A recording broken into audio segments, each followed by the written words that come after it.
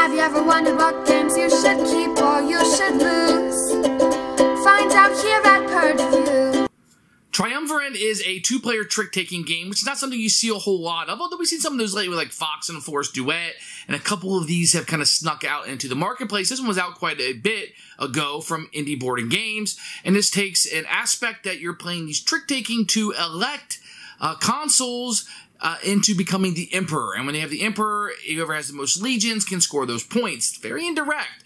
It's very weird that sometimes you want to lose the trick. You don't always want to win it, and you'll be trying to lose on purpose sometimes because you're wanting to score a certain color, a certain consul, and you want those to get the most points. And it takes quite a few plays to kind of wrap your head around what is going here. It's not very straightforward. It's not really for the meek. If you're looking for a game you're going to play the first time, I mean, I think you'll understand what's going on and how to win. I'm playing a card. I follow the suit. I don't think it's hard, especially if you ever played trick-taking games.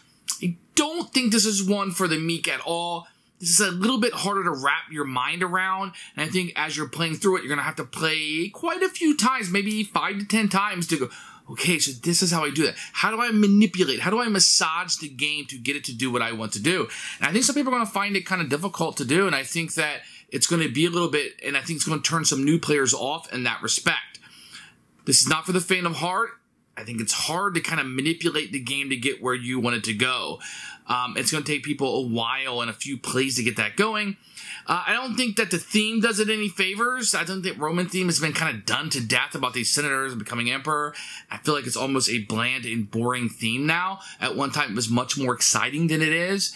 Of course, this game has aged a little bit. I think you have a few options. At the time, maybe it was one of the few, or maybe the only two-player trick-taking game.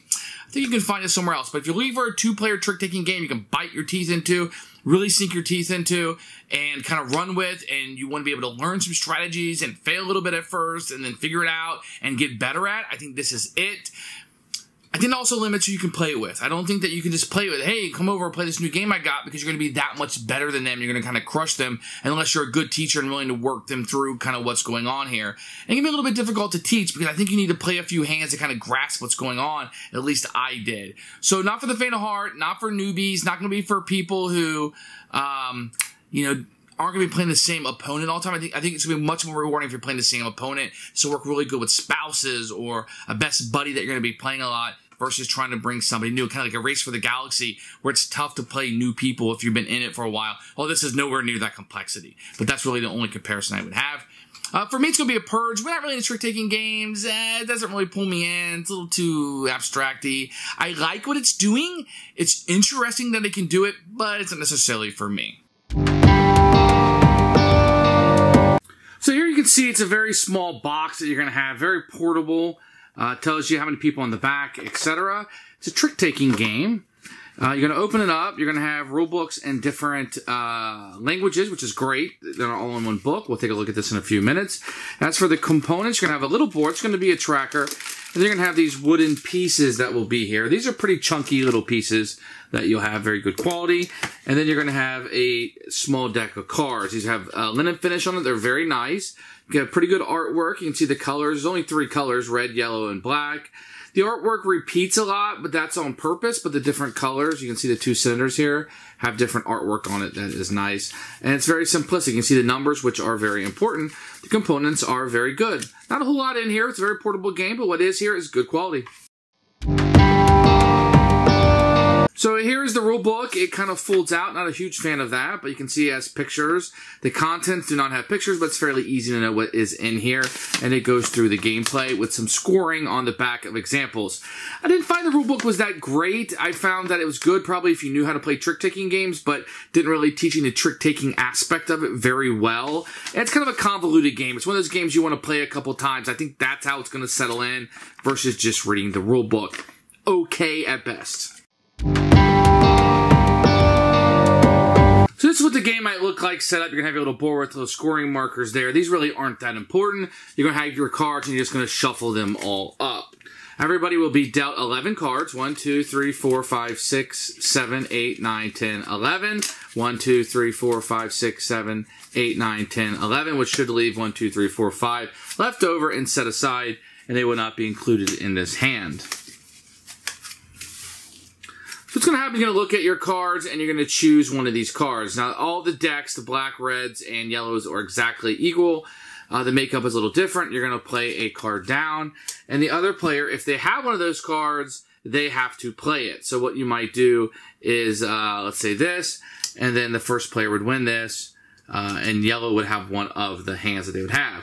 So, and then when, let's say it got to be where yellow was leading, so yellow wins the next one, and yellow got to a point where it won 3 in a row, you'd put one of these seats out. So yellow has won 3 of the tricks, then a yellow would go out. Now, to win a trick, if you play the card, you must play the same suit, and the higher number wins.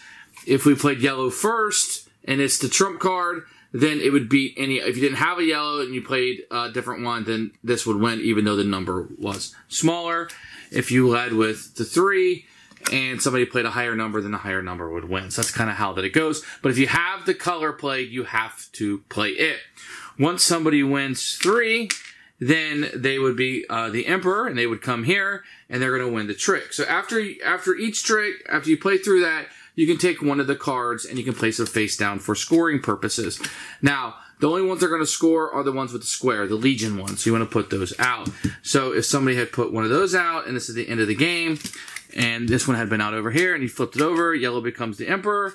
The whoever has the most points, in this case the 7, and they would get one of the scoring markers because they won that round of the game. Then you do this over. Whoever wins the most out of 3 will become the winner of the game overall. So it's a little convoluted in the fact that you don't necessarily want to win every trick. You want what you're going to score to win.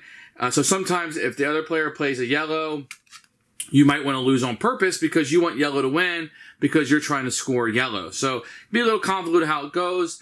It's not necessarily a straightforward trick game, but that's kind of how it works in a quick overview of how you play the game. Who should buy this game? People who want to play 2 players, have the same partner a lot. Maybe this theme pulls you in. You like trick-taking games. You want something a little different. You want something a little bit more meaty, something that takes a little bit to get into. This will be it. Not for the faint of hearts, not for the new one.